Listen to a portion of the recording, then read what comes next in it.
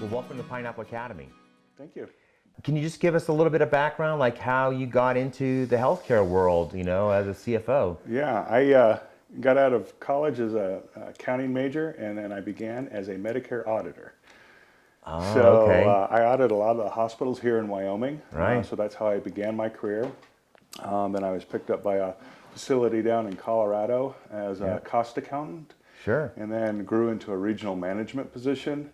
And then as time went on, eventually became a CFO of a physician group. Yeah. And then ultimately that's led me here to Douglas, Wyoming. So Wow. Congratulations. That's an interesting career path. yeah, So you know all sides of this game. there's quite a bit. Yeah, when Yeah, you it learn really auditing. is. Yeah, I don't know if everybody really appreciates the level of accounting that's needed in these environments because private pay and foundation money, and I mean the monies are pretty amazing how they flow around this industry. yeah. There's no real industry that's quite as complicated as healthcare Right. for accounting. I mean, you're doing a lot of management estimates. There's a lot of cost and the payers involved, and there's no industry where people are getting service but don't pay for it until after the fact, and Right. relying on other insurances, and then the cost of healthcare continues to go up as revenue goes down. So it makes it extremely challenging in the finance environment. That is interesting, actually. Well, I want to kind of turn our attentions a little bit and this is again from your perspective as a CFO. I want to talk about, the subject that are near and dear to the Pineapple Academy, which is food service and environmental services. And so, I guess my first thing to you would be, in terms of food service and EBS, from a finance point of view, in terms of the operation side of hospitals, how do you look at that from a financials, but also just like from a KPI point of view for the success of the hospital? Well, again, a lot of it's around FTEs and hours per unit of service. Right. And when I talk about unit of service in those areas, what does dietary and food service do? They're producing meals. That's their core business, is producing meals for the facility. Right. But how do you do that at the least cost? And so when I'm looking at food and nutrition services and KPIs for them, it's what is their net cost per patient day? Mm-hmm. And so you're going to have staff there producing food for the patients. Now, if you've got staff and food for that, how do you make money on that so you can reduce that cost? So Right. a lot of hospitals have cafeterias. Some do, some don't. Some feed their staff, and so there's ways to manage costs that way. But what I'm looking at from a food service perspective is, are you able to grow your cafeteria revenue to offset the costs that are already there? Right. And so, food service leaders, I think, need to come up with creative ways to do that without going too far. Sometimes, Right. again, you get out into the community, you'll see catering and stuff offered by food service, and you can certainly do that in some areas, but then you start to infringe on the public, and so it creates issues there. From an EVS, it's your hours per square foot cleaned. I think what's important for EVS managers to understand, or to be able to present to their CEOs and CFOs, is that cleaning a square foot is not the same. It's what are you cleaning? Are you cleaning Right. ORs? How many bathrooms? Are you cleaning clinical areas and non-clinical areas? So I think it's important to kind of take a look at that and be able to share it and have some good tools to be able to show that the hours that you're doing is really what it takes to get the work done. It's interesting. We are observing operating room cleaning standards this week while we're visiting the campus, and you're right. I mean, my gosh, the labor that's needed to clean and disinfect an OR versus just even a public area, a lobby. I mean, there's no comparison on a square footage basis what goes on. Yep. It's a space that literally from the ceiling to the walls has to be clean and disinfected after every single use. Right, and the importance of that is huge because it Right. impacts infection rates and everything else. That's So right. those are other KPIs that are typically seen on the clinical side, is what are the infections in the areas, but EVS has a huge piece in that, and making sure, again, you've got sterile areas to perform the services, and even the rooms. I mean, the rooms have to be clean as well. Sure. There's a lot of hospitals take care of a multitude of diseases, and and surgeries. And so, again, those people don't want to walk out of the hospital sicker than when they came in. No. So, again, EVS plays a critical role in it. You know, I noticed after the Affordable Care Act was passed, I happened to be a food service director at a hospital in the Charlotte market. And so you definitely noticed after that bill was passed, because of the patient surveys and the importance of having a positive experience for reimbursables for the insurance, both from a clinical outcome, but also just the sheer experience that the patient had.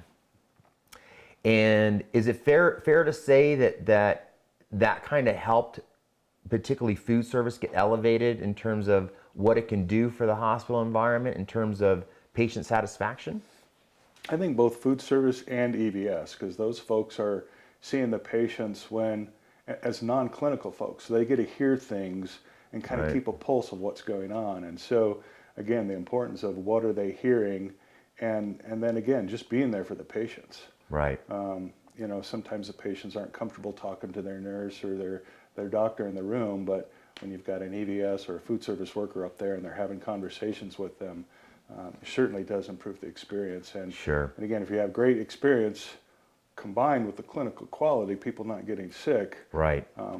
that's huge after the Affordable Care Act. I do think, you know, I think it's always important, you know, to food service staff and EVS staff to realize, you know, the only two things that most patients can really understand is the quality of the food they had and the cleanliness of the operation. You know, I mean, I think we all are sensitive to that, particularly in a healthcare setting. You don't always understand what the doctors are doing or the nurses doing, the probing and the tests and the things that have to happen. But we certainly all understand what good food is. Correct, yeah. It's not hard to figure that one out. So in terms of, you know, your role, so my understanding is that the non-clinical departments actually report to you as the CFO. Correct. Is that correct? Mm-hmm. So how's that experience been for you in terms of managing operations, basically? You know, it's really about hiring good leaders. Right. You know, and you have good leaders that know what they're doing over those areas, and then have them hire good staff. So it's really managing those areas is really about hiring quality people. Right. The importance of that interview process and on all of that is extremely important. So I'm fortunate here. I've got some great leaders in all my non-clinical areas. Mm-hmm. They know what they're doing. They're very competent. Right. They're compassionate. They know their people. Right. And they take care of them. So hire good people, let them stay. Right. So again, for me as a leader, it's about having that good competent leader. So again, right. I came here and it was very fortunate to have some outstanding leaders. You know, when I first got into healthcare food service, I'll never forget, a regional manager told me once, he goes, you know, and he acknowledged it, and this was a contractor, and he acknowledges, you know, at the end of the day, what makes a great account, you know, for a contractor is that food service director. It's nothing else. He says, you can have all the programs and tools and everything you need. He said, it really comes down to the leadership role in that seat. Yeah. Leadership, give them good, clear direction, and then let them run with it. So back to, you know, kind of the financial side of this equation, I wanted to ask you some questions that come up really frequently in conferences and discussions and webinars. As you know, interestingly enough, I'm actually doing a webinar next week, emceeing it, and it's all about creating additional revenue for food service. Mm-hmm. And so just to be clear, so on the patient side of the business, that is covered through the either private pay or insurance pay for that procedure or process that was done. So it's kind of baked into that price. It's baked into our pricing of the overall hospital. Correct? Right.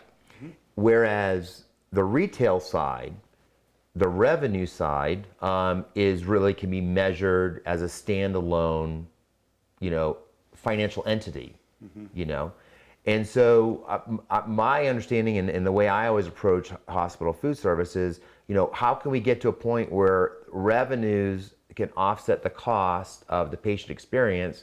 I mean, I would think in a perfect world, you would love to see a net neutral, Absolutely. for food service. I know that might not be realistic for every operation out there, but Right. that would be your goal from a CFO point of view and a manager's point of view, is to make enough revenue to offset all costs for food service. Is that a fair thing to say? That would be a fair thing to say. I Right. don't know that throughout my 20 plus years as a Right. CFO I've ever seen that, but you certainly do see levels of that increasing and stuff, and, Yeah. and what gets provided in a cafeteria. The other side of that is the employees of the facility and feeding them, and that's almost an employee benefit. So, Right. but again, like I said in the beginning, it's what is that net cost and lowering that net cost per patient day, because again, I mean, we need food service workers Right. to serve meals to the patients. So how do you lower that? And so the retail side of this is what are my products, what are my services that I'm providing, how am I pricing the outside food, the community food, to again to bring in that revenue, because you've already got the workers there, and to some extent you've got the same food. And so how do you make that food attractable for the community? Right. So again, that you're lowering that. Right. That net cost is extremely important. If you could get it to zero, that'd be awesome. So when you do, when in the financials that you model and manage, it's fair to say in food service then is it broken down like from a general ledger point of view? Are you really honing in on all the different aspects, financial aspects of it, or is it more just a broad, the cost of food, the cost of labor? How do you look at it? It really is just the cost of food, cost of labor. In a small market like this, you don't necessarily have the tools that like you would have maybe in a retail restaurant type store. Right. Kind of know that. So again, you're really looking at the labor costs and the food cost, and then the net Right. of whatever revenue you Right. bring in. So for a food service director in these scenarios, in order to like manage your own personal, finances within your department, it's really, you need to probably rely on your distributors, your suppliers, and tracking the different types of expenses. Correct. Like in the restaurant business, you're always looking at, the proteins, the produce, the chemicals, everything is separated out, so you can actually create baselines over time and see, where fluctuations are and manage those. Right. In the hospital, obviously our core business is providing services and billing for those services for the clinical side of Right, things. right. And so when you get into these non-clinical areas, if you got to get into that more detail, you really do need additional tools. Right. To separate that out so that you really know what that retail business is versus the patient revenue. Because again, your systems are focused really on accounting for the health care. So it's fair to say then, in whether you say this or have experienced in this or not, but like electronic point of sale systems for food service, I think are critical tools these days. It's not a nice to have anymore. Right. You have to have it. And I would even say, even on the patient side from a food service, to be able to digitally track everything you're doing from, inpatient rooms to ICU rooms to ER rooms to outpatient services and stocking nursing stations, et cetera. The more we document and track, it's probably going to be easier to sit down with a person like you at the end of the year to build your budget and go, here's what happened last year, so therefore I'm asking for this. Right. The more information you have, and again, those point of sale systems are critical. Long gone are the days of the green bar paper. Right, right. Not that some facilities don't have to do that. I Right. mean, that's if they're not affording Right. that. But those provide. I mean, those have a return on investment. On Sure. Again, providing that information. That again, you got to hire great leaders, but then you also have to give them tools to do the job Right. the best they can every day. Right. And so, if you're not going to give them tools, then you got to recognize that there are limitations. There's limitations. Good point. And the good news in that arena with technology is the price of technology in tools like that have come down so much. It's just incredible, to the point where, I mean, you could almost like download a free app and use software, simple software, just to get you going. So if you don't have some expensive POS system, there's plenty of tools there to start, doing that. So let's turn our attention. One of the favorite subjects with food service directors and EVS directors is capital season. And so we're all familiar with that. Once a year we get to submit our wish lists to some degree. So, from your perspective, kind of help us, walk a food service director, EVS director, like, what are you looking for? What are we trying to accomplish? What are some tips you would give these management people? I guess tips I would give is to know your equipment and to know the cost. Work with your vendors to get good estimates of cost. Vendors will work you just like going to a car salesman office, and Right. so there is always room to bring those costs down. So I think it's important when you're bringing those capital items that you've done your homework and you've done your work with those vendors to do that. And again, to know your equipment, the age of your equipment. I think also important for capital is, what expensive, if there's a bunch of maintenance because the equipment is old. Are there safety issues? Have they caused employee injuries? Because those are all costs that ultimately turn into return of Right. assets. And it's going to be hard in healthcare because there's so many demands on capital, and it's always going to clinical. It just Right. is. But again, dishwashers go down, ovens go down, new technology comes up to help you. So, Right. you've got to be able to, when you're submitting that capital request, is it just replacement? Is it replacement? I'm going to save some money somewhere else. So Right. you've got to be able to demonstrate that you're either saving in maintenance cost or that you're implementing something that is going to lower your hours per unit of service. So, how does that make me more efficient? Or does it create us more safety? And then you don't have Right. workers' comp claims. And so those are things that you have to be able to show that you need that more than the hospital needs a CT machine. Right. Or that you're competing for those types of things. And that you're not just replacing the oven every 5 years. Again, let's be honest, in most food service, you've got dishwashers and ovens that are 10, 20-year old, way over their useful lives. Absolutely. But again, if they're working and they're meeting the needs, what is the need? So, Right. But if they're not working, again, they're not providing safe care or safe food. Right. Are there some quality issues Right. associated with that? Can you not wash the dishes and again have a clean product to do? And again, washing the dishes in a hospital is very different than washing the dishes at It really is. a restaurant. It's a big deal. So I think you've got to be able to track your data, work with the clinical folks to see are there issues. The patient tip, satisfaction is huge. Yeah. I'm always having problems with food, Temperatures, of food, right. temperature of the quality of food. So Right. those are all things that you put together because what you're putting the case together is why do you really need? Because the finance folks are going to look at it, it's like the oven, does it heat food? Does it cook food? And can you serve it? Right. I hate to say it, but that's how simple, CFOs are going to look at something Right. like that. And Don't it's replace fair. something if it doesn't need replaced. Right. So, again, you got to present that case of why does this need replaced, Yeah. or you've got such an old piece of equipment that it still uses charcoal, and we Right. can't use charcoal in the facility anymore. So, Right. so those are the types of things that food service bringers have to bring to that Yeah. capital table because the dollars are limited. All facilities are going to limit those, and Right. again, the focus is going to be outside of those non-clinical Right. areas. So you don't necessarily have to show a return on investment because it's not like I'm going to buy a new oven and now we're going to open up a brand new restaurant. That's not because that's not our core business. Right. So, but if you're buying a new oven because it doesn't cook food anymore, Right. if without that, then food service You can't do the rest of your job. Yeah. Right. What are the tools that ceases to exist? Yeah. Can you talk a little bit about energy impact? Because that is one thing, like in the restaurant equipment business right now, there's a lot of emphasis on energy footprint and all that.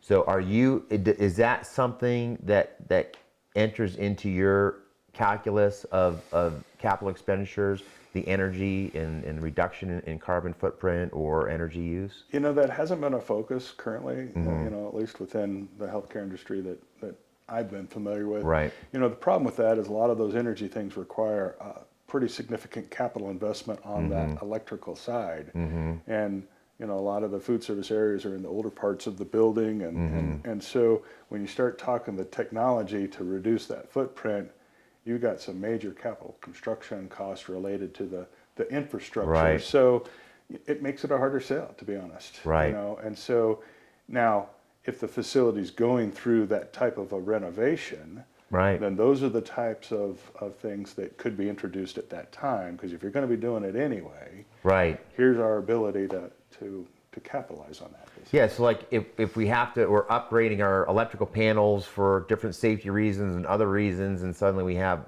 more electricity available to the kitchen, it might make sense to go to a 3-phase, and you can run the numbers and see how that will save money on a piece of equipment over time, and what the economic impact of that. We did a project. I was part of a team. We did a project once, and they were using these electric retherm units in a hospital, and maintenance was able to give us the cost of the electrical cost just on this equipment. It was absolutely unbelievable how much money was being spent on this one process to retherm, and it was a very antiquated old technology type thing. And so I want to say there was something like $30 or $40,000 a year in savings by we went to a totally different process and got rid of that stuff, and it helped sell the project. Right. I forget how much money that we were proposing to spend. It was in the hundreds of thousands of dollars, but when we looked at it from a food cost and an energy cost and a labor cost, it was less than a 3-year ROI. It was like, well, that was easy. Yeah, it's good to look into that from that perspective, but also reach out to your facilities directors, because again, does that it's nice to say that this saves here, but again, then when you really come to implement a project like that, and the facilities, the guys comes, oh yeah, we can do that, but now you've got a $1.2 million electric panel.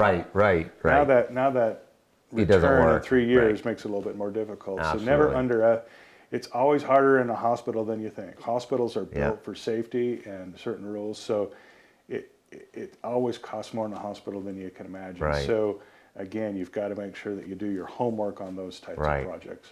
So the key takeaways here is research with the vendors and make sure you understand it and what all the different options are, but also being coordinated with the building maintenance and the building supervisor and understand what's going on with the infrastructure and even helping get some ideas on what to spec, because a lot of equipment in kitchens can come in both electrical and gas and propane, but even on the electrical side, there are often 3 or 4 specs that you can get on the same piece of equipment, depending whether you have 3-phase power or single phase or 240 or whatever type of power is running into your kitchen. So it's important to have that relationship with them.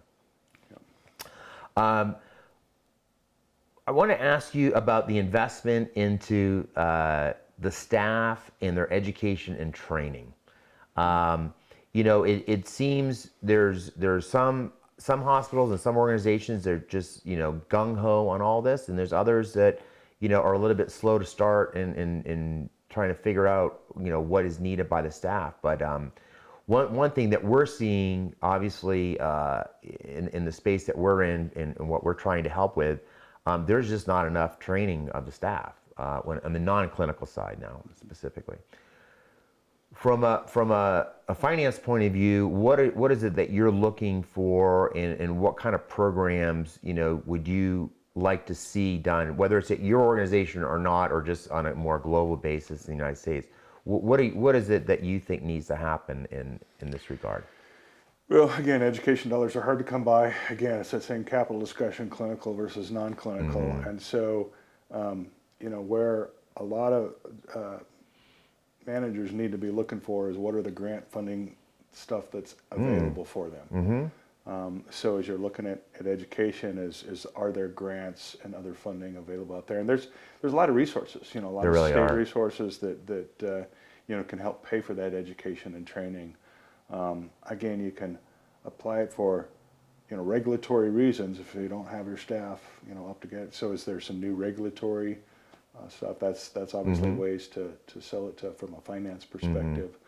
I do think we're in a moment of history now in this country. It seems like there's and how big it's going to be, we don't really know. But there's a lot of talk about infrastructure investment and all that. And part of that, from what I've read, is they're going to be doing a lot of job training and retraining of the workforce, things like that.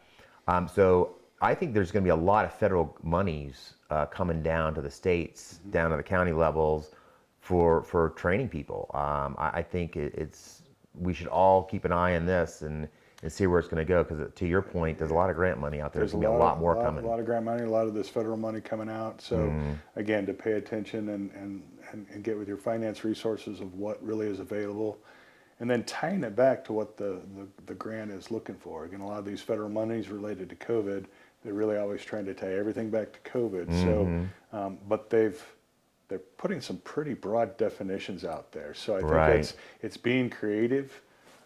Again, creative and appropriate to get the reimbursement. Well said. But there are dollars out there for those that want to go get them.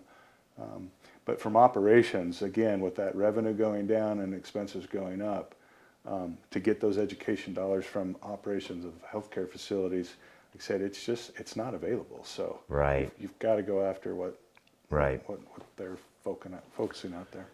One of the things, we were talking earlier about finance, and you basically have two major buckets of money. You've got labor and you got food. And so, we often get fixated on what that number is and what it should be.